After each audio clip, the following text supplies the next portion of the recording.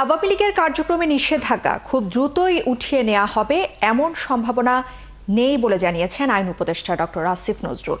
দুপুরে বরিশাল নগরীর শঙ্কর মঠ পূজা মণ্ডপ পরিদর্শন করে সাংবাদিকদের প্রশ্নের জবাবে এমন কথা জানিয়েছেন তিনি। এ সময় তিনি আরও জানান, ফেব্রুয়ারির প্রথমার্ধেই নির্বাচন অনুষ্ঠিত হবে। বিধান সরকারের তথ্য এবং ছবিতে প্রতিবেদন। বেলা ১টার দিকে বরিশালে পৌঁছান আইন উপদেষ্টা। সরাসরি শঙ্কর মঠ পূজা মণ্ডপে তাকে স্বাগত জানান বিভাগীয় প্রশাসনের কর্মকর্তারা। পরে তিনি পূজা মণ্ডপের সার্বিক কার্যক্রম ঘুরে দেখেন। পরে কথা বলেন সাংবাদিকদের সঙ্গে। এক প্রশ্নের জবাবে উপদেষ্টা বলেন, আওয়ামী লীগের কার্যক্রমের নিষেধাজ্ঞা দ্রুত উঠিয়ে নেওয়া হবে এমন কোনো সম্ভাবনা নেই। বাস্তবিক অর্থে আওয়ামী লীগের কার্যক্রম নিষিদ্ধটা উইথড্র হবে এই ধরনের কোনো সম্ভাবনা আমি দেখতে পাচ্ছি না, আমি অন্তত দেখতে পাচ্ছি না। বরং আমি যেটুকু জানি যে আমাদের আন্তর্জাতিক অপরাধ আদালতে যে প্রসিকিউশন টিম আছে সেই টিমের পক্ষ থেকে সংগঠন হিসাবে আওয়ামী লীগের বিচার চাওয়ার একটা পদক্ষেপ বরং নেওয়া হচ্ছে। কাজেই এই নির্বাচনের আগে তো দূরের কথা, অদূর ভবিষ্যতে আমি আমার পর্যবেক্ষণ থেকে যেটুকু বুঝি আর কি, আমার ধারণা আওয়ামী লীগের কার্যক্রম এটা আপনার যে নিষিদ্ধ হয়েছে তা উইথড্র হওয়ার কোনো সম্ভাবনা নাই বাস্তবিক অর্থে। এ সময় বিদেশি গণমাধ্যমে প্রধান উপদেষ্টার সাক্ষাৎকারের একটি প্রসঙ্গে আইন উপদেষ্টা বলেন, ফেব্রুয়ারির প্রথমার্ধেই নির্বাচন অনুষ্ঠিত হবে, আর এরপরই অন্তর্বর্তী সরকার বিদায় নেবে। আমাদের প্রধান উপদেষ্টা অত্যন্ত স্পষ্ট করে বলেই দিয়েছেন ফেব্রুয়ারির প্রথমার্ধেই নির্বাচন। যতবার কথা বলছেন উনি ফেব্রুয়ারির প্রথমার্ধে নির্বাচন। ফেব্রুয়ারির প্রথমার্ধে নির্বাচনের পরে 1 সেকেন্ড 1 মিনিট 1 ঘন্টাও থাকার ইচ্ছা আমাদের নাই। যত তাড়াতাড়ি সম্ভব আমরা স্মুথ ট্রানজিশন অফ পাওয়ারে প্রথম থেকেই বিশ্বাস করতাম। আমাদের শুধু দুইটা চিন্তা ছিল যে আমরা নির্বাচনের আগে বিচারের যে দৃশ্যমান অগ্রগতি বা সংস্কারের দৃশ্যমান অগ্রগতি সেটুকু একটু হয়ে যায়, কারণ অনেক মানুষ জীবন দিয়েছে, অনেক স্যাক্রিফাইস এখানে আছে। সবশেষে এবারের দুর্গাপূজা অত্যন্ত আনন্দঘন পরিবেশে এবং নির্বিঘ্নে অনুষ্ঠিত হচ্ছে বলেন আইন উপদেষ্টা। মনিরা কাজুরি, ৭১। অন্তর্বর্তী সরকারে জামায়াতের ছায়া দেখছে বিএনপি। বুধবার দলটির সিনিয়র যুগ্ম মহাসচিব রুহুল কবির রিজভী জানিয়েছেন, প্রশাসনে বিভিন্ন জায়গায় জামায়াতের সমর্থকরা বসে আছে। অন্যদিকে আরেক বিএনপি নেতা ডাক্তার জাহিদ জুলাই হত্যাকাণ্ড এবং অতীত ভূমিকার জন্য আওয়ামী লীগকে নিঃশর্ত ক্ষমা চাইতে বলেছেন। বিস্তারিত মাহিলা ইসলামের রিপোর্টে। নবমী পূজা উপলক্ষে পল্টন কমিউনিটি সেন্টার মণ্ডপে কুশল বিনিময় করতে যান বিএনপির সিনিয়র যুগ্ম মহাসচিব রুহুল কবির রিজভী। এ সময় তিনি বলেন, যারা হাসিনার পতন মানতে পারেনি তারাই পূজায় অস্থিতিশীল পরিবেশ তৈরি করছে। সারা দেশকে ওই দিকে দৃষ্টি নিবদ্ধ করা হলো কেন এই উৎসবের মুহূর্তে? এটা পরিকল্পিত বাংলাদেশকে অস্থিতিশীল করার একটা জাতীয় আন্তর্জাতিক চক্রান্ত। যারা শেখ হাসিনার পতনকে মেনে নিতে পারেনি তারাই এই চক্রান্ত করে যাচ্ছে। পূজা মণ্ডপ পরিদর্শন শেষে আমরা বিএনপি পরিবারের পক্ষ থেকে সাবেক রাষ্ট্রপতি জিয়াউর রহমানের সমাধি প্রাঙ্গণের লেকে মাছের পোনা ছাড়ার কর্মসূচিতে যোগ দেন রিজভী। সেখানে তিনি বলেন, একটি বিশেষ রাজনৈতিক দল সরকারকে দখল করেছে। জামাত ইসলাম নাকি এই বর্তমান সরকারের ছায়া সরকার, কারণ প্রত্যেকটা জায়গায় তাদের লোক বসাচ্ছে। কেন এটা হবে? তারা ছায়া সরকার হয়েছে বলেই তো মানুষ মনে করে। তো এই সমস্ত পরিস্থিতি থেকে দেশকে সত্যিকার অর্থে একটি অবাধ সুষ্ঠু নির্বাচনের দিকে নিয়ে আসুন। এদিকে জাতীয় প্রেস ক্লাবে এক অনুষ্ঠানে বিএনপি নেতা জাহিদ হোসেন বলেন, আওয়ামী লীগ নিষিদ্ধের বিষয়ে সিদ্ধান্ত নেবে জনগণই, আইন আদালত নয়। দলটিকে নিঃশর্ত ক্ষমা চাওয়ারও আহ্বান জানান তিনি। নির্বাচন কেন, তাদের এই দেশের মানুষের এসে একটু আপনার কি বলে যে আনকন্ডিশনালি জনগণের কাছে ক্ষমা চাইতে হবে। বিএনপি সব সময়ই আওয়ামী লীগের বিচারের সোচ্চার বলেও জানান এই নেতা। বাংলাদেশ জাতীয়তাবাদী দল সবসময়ই সোচ্চার ছিল। মাহিলা ইসলাম, ৭১, ঢাকা। জামায়াতে ইসলামীতে কি শেষ হতে যাচ্ছে ডাক্তার শফিকুর রহমানের অধ্যায়? গঠনতন্ত্র অনুযায়ী এই ডিসেম্বরেই নতুন আমির নির্বাচন করবে দলটির দায়িত্বপ্রাপ্তরা। এক্ষেত্রে পরপর 2 মেয়াদে 6 বছর আমিরের দায়িত্ব পালন করা ডাক্তার শফিকুর রহমান এবারও আলোচনায় আছেন বেশ জোরে সোরেই। দলটির সেক্রেটারি জানিয়েছেন, গোপন ভোটে রুকনরা বেছে নেবেন তাদের শীর্ষ নেতাকে। তবে এক্ষেত্রে প্রার্থী হতে পারবেন না নারীরা। আরও জানাচ্ছেন ফরহাদ ইবনে মালেক। শেষের পথে জামায়াতের আমিরের মেয়াদকাল। আগামী ডিসেম্বরেই হবে নতুন আমির সন্ধানের নির্বাচন। আমির নির্বাচনে কি আবারও আসতে যাচ্ছে পরিবর্তন, নাকি টানা তৃতীয়বারের মতো এই পদে থেকে যাবেন ডাক্তার শফিকুর রহমান, তা জানতে অপেক্ষা করতে হবে ডিসেম্বর পর্যন্ত। এরই মধ্যে নির্বাচন পরিচালনা কমিটি গঠনের প্রস্তুতি সম্পন্ন করেছে দলটি। দেশের ৭৯টি সাংগঠনিক জেলায় ভোট দেবেন ১ লাখেরও বেশি জামায়াত রুকন। মোস্ট প্রবাবলি ৭৯টা সাংগঠনিক জেলা আছে এবং প্রত্যেক জেলায় একজন প্রিজাইডিং অফিসার যাবে। সেখানে ভোটারদেরকে ওনারা এক জায়গায় জড়ো করবেন এবং ব্যালট দেবেন, ভোট গ্রহণ করবেন গোপনে। পরবর্তী জানুয়ারি আসবার আগে নতুন আমিরের নাম ঘোষণা এবং শপথ গ্রহণ সম্পন্ন হবে। তবে আমির পদে লড়ার কোনো সুযোগ নেই নারী রুকনদের, থাকছে কেবলই ভোটের অধিকার। আমাদের প্রার্থী হওয়ার যোগ্যতা হলো তাকে রোকন হতে হবে। সব রোকনই, শুধু মহিলারাই আমাদের গঠনতন্ত্র অনুযায়ী আমির হতে পারে না, তারা ভোট দিতে পারে। সব পুরুষ রোকনই আমির নির্বাচনে ভোট পাওয়ার যোগ্য। ভোটারদের ভোট দেওয়ার সুবিধার জন্য 3টা নামকে সামনে নিয়ে আসা হয়। তারপরে আবার বলে দেওয়া থাকে নির্বাচন যে সার্কুলারটা যায় যে ভোট দেওয়ার সুবিধার্থেই একটা প্যানেল প্রস্তুত করা হলো, কিন্তু যে কোনো ভোটার এই প্যানেলের বাইরে যে কোনো রোকনকে ভোট দিতে পারবেন। নির্বাচিত আমিরের কার্য পরিচালনার জন্য গঠন করা হবে পরামর্শ কাউন্সিল বা মজলিসে শুরা। সেখান থেকে উঠে আসবে দলের পূর্ণাঙ্গ কমিটি। সেই শুরার সাথে পরামর্শ করে উনি ওনার নায়েবে আমির, সেক্রেটারি জেনারেল, নির্বাহী পরিষদ, কর্ম পরিষদ, ডিপার্টমেন্টাল সেক্রেটারি, এই সব নিয়োগের যে সমস্ত বিধান আছে এটা আমিরে জামাত তার মজলিসে শুরার সাথে পরামর্শ করেই সম্পন্ন করেন। সামনেই জাতীয় নির্বাচন, তবে তা সামনে রেখে আমির নির্বাচন পেছানোর কোনো সুযোগ নেই বলেও জানান এই নেতা। ভোট গ্রহণের সিদ্ধান্ত হলে আমরা যে কোনো পরিস্থিতিতে ভোট গ্রহণটা আমরা ম্যান্ডেটরি করতে পারি। ফরহাদ ইবনে মালিক, ৭১, ঢাকা। এদিকে জামায়াতে ইসলামের আমির ডক্টর শফিকুর রহমানের সাথে দেখা করেছেন বাংলাদেশে নিযুক্ত সুইডেনের রাষ্ট্রদূত নিকোলাস উইক্স। বুধবার সকালে রাজধানীর বসুন্ধরার কার্যালয়ে বৈঠক করেন তারা। বৈঠকে তারা বাংলাদেশের সার্বিক পরিস্থিতি, দুই দেশের দ্বিপক্ষীয় সম্পর্ক, বিনিয়োগ এবং আন্তর্জাতিক সম্পর্ক সহ বিভিন্ন বিষয় নিয়ে আলোচনা করেন। ভবিষ্যতে বাংলাদেশের প্রতি সুইডেনের দৃঢ় সমর্থন থাকবে বলেও জানিয়েছেন রাষ্ট্রদূত। আর একই সাথে ভবিষ্যতে বাংলাদেশ সুইডেনের বিনিয়োগ আরও বাড়বে বলেও আশাবাদ জানান।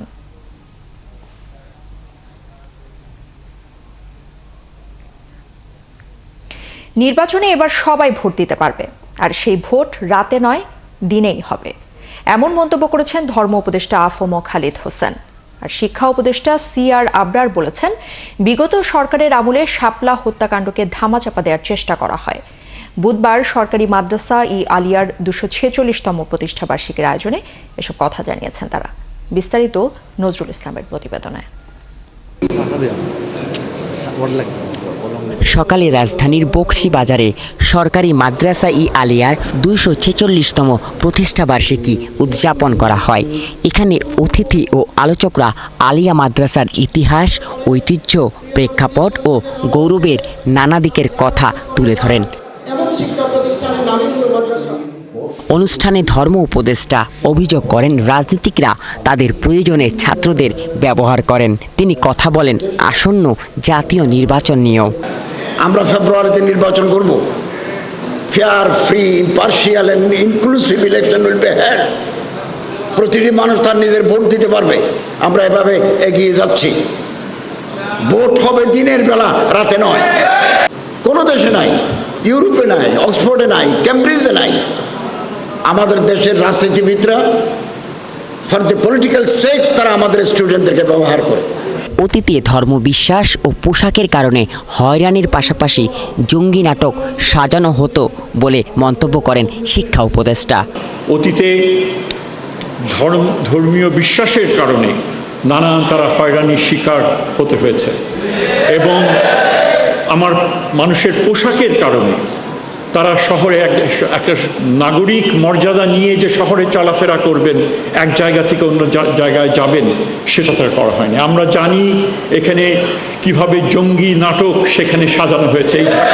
আমি নিজে বলতে পারি, এই যে শাপলা চত্বরে যে হত্যাযজ্ঞ হয়েছিল, সরকার সেটাকে ধামাচাপা দেওয়ার চেষ্টা করেছিল। মাদ্রাসা শিক্ষাকে আধুনিক করার উদ্যোগ নেওয়া হয়েছে বলে জানান তিনি। নজরুল ইসলাম, ৭১, ঢাকা। প্রধান উপদেষ্টা ডক্টর মোহাম্মদ ইউনূসের নেতৃত্বে আগামী ফেব্রুয়ারিতেই নির্বাচন অনুষ্ঠিত হবে। যত বাধাই আসুক তা প্রতিহত করে নির্বাচনের মাঠে ভোট দিতে যাবে জনগণ, এটাই সামাজিক চুক্তি বলেছেন অ্যাটর্নি জেনারেল মোহাম্মদ আসাদুজ্জামান। বুধবার দুপুরে ঝিনাইদহ ডায়াবেটিক সমিতি আয়োজিত মতবিনিময় সভায় যোগ দিয়ে সব কথা জানিয়েছেন তিনি। আরও বলেন, ছাত্র জনতার বিজয় দেশে গণতান্ত্রিক উত্তরণের পথ উন্মুক্ত করেছে। পরিবর্তিত পরিস্থিতিতে বর্তমান সরকারের বৈধতা দিয়েছে, তাই আগামীতে কিভাবে নির্বাচন হবে তা জনগণই নির্ধারণ করেছে। মতবিনিময় সভায় জেলা বিএনপির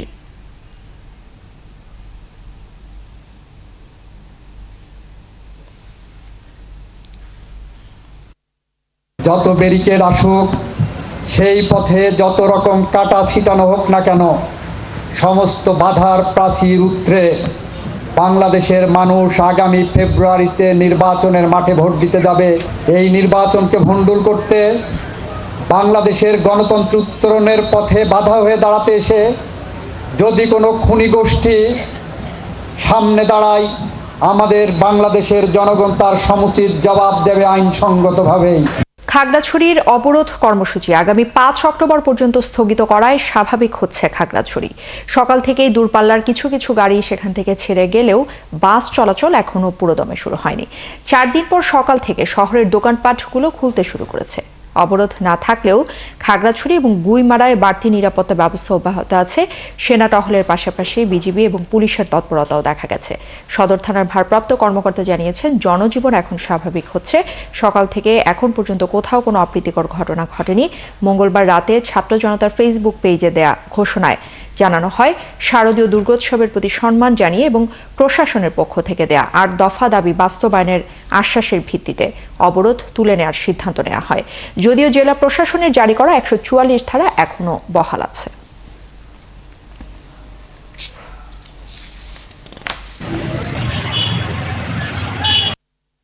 গাড়ি অনিয়মিত চলতেছে, পরিস্থিতি স্বাভাবিক হয়ে আসছে, আমাদের কোনো সমস্যা হইতেছে। গাড়িগুলো ভালো মতন চলতেছে, স্বাভাবিকের ভিত্তিতে আসছে, আমরা ভালো মতন যাচ্ছি। তো আমি খাগড়াছড়ি থেকে চট্টগ্রাম ইউনিভার্সিটি থেকে যাইতে পারতেছি। যেহেতু স্বাভাবিকে আসছে, সেহেতু আমরা আবার যাচ্ছি। এবারে পূজার খবর। শারদীয় দুর্গোৎসবের আজ মহানবমী। মহিষাসুর বধ শেষে ধরায় বর্ষিত হয়েছে শান্তির বাড়ি। মণ্ডপে নবমী বিহিত পূজায় পূজিত হয়েছে দেবী দুর্গা। হয়েছে যজ্ঞ। নবমীর সন্ধ্যাতেই শেষ দেবী দর্শন। বৃহস্পতিবার বিজয়া দশমীতে দেবী ফিরবেন কৈলাসে। মহানবমীর আরও খবর জানাচ্ছেন পার্থ সঞ্জয়।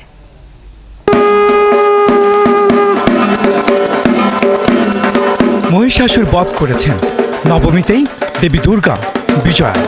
ভক্তের মনে তাই প্রশান্তি। শান্তির বাড়ি বর্ষিত হচ্ছে, মার বিজয় হয়েছে, আমাদেরও বিজয় হয়েছে, নারী শক্তির বিজয় হয়েছে। আমরা সবাই আনন্দিত। নারী সবসময়ই আদ্যা শক্তি এবং সেই শক্তির বলেই আমরা এই পৃথিবীতে শান্তি সহ বসবাস করছি আর কি। তা আমরা আশা করি যে এই অশুভ শক্তির বিনাশের মাধ্যমে বাংলাদেশ সহ সারা বিশ্বে শান্তি প্রতিষ্ঠিত হবে। অনেক মজা হচ্ছে, আজকে জমজমাট করে অনেক সাংস্কৃতিক অনুষ্ঠান হবে, এমনকি এখন একটু পর আমাদের এখানে অঞ্জলি শুরু হবে। মায়ের কাছে একটাই চাওয়া, বিশ্বের সকলে সুখী হোক, সকলে শান্তি আনন্দে থাকুক, সকলে মায়ের কৃপা লাভ করুক। নবমী বিহিত পূজায় ষোড়শ উপাচারে পূজা পেয়েছেন মহামায়া দেবী। ঢাকে শঙ্খে মুখর মণ্ডপ। যজ্ঞের মধ্যে প্রার্থনা ছিল, হে মা, আমরা তোমার কাছে তোমার সন্তান, আমরা মন্ত্রহীন, ভক্তিহীন, শক্তিহীন। তুমি ভক্তি প্রদানকারী, তুমি ভক্তি প্রদানের মাধ্যমে আমাদেরকে সর্ব কাজে সুসম্পন্ন করেছ, আজও করবে, ভবিষ্যতও করবে। এই প্রত্যাশা তোমাকে যজ্ঞ অর্পণ করেছি। উত্তরা সার্বজনীন মন্দিরের পূজায় দেবী দর্শনের শেষ সন্ধ্যাও থাকবে মুখর। সন্ধ্যায় আমাদের কমিটির আরতি প্রতিযোগিতা আছে, যেটা সবথেকে আকর্ষণীয়। তারপরে সাংস্কৃতিক অনুষ্ঠান আছে এবং আরতি প্রতিযোগিতায় যারা অংশগ্রহণ করবেন তাদের যথারীতি সবসময় আমরা যেটা করে থাকি, তাদের পুরস্কারের ব্যবস্থা থাকবে।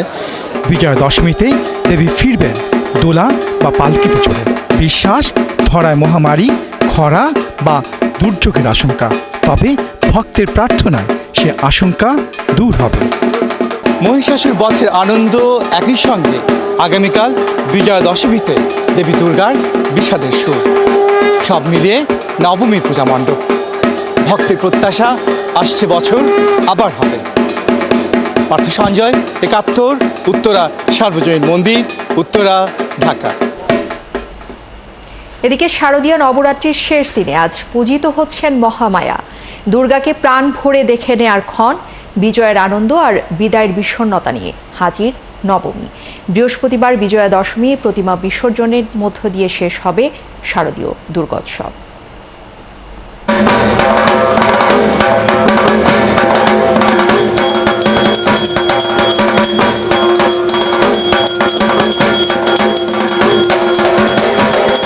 মহানবমীতে চলছে দুর্গা দেবীর আরাধনা।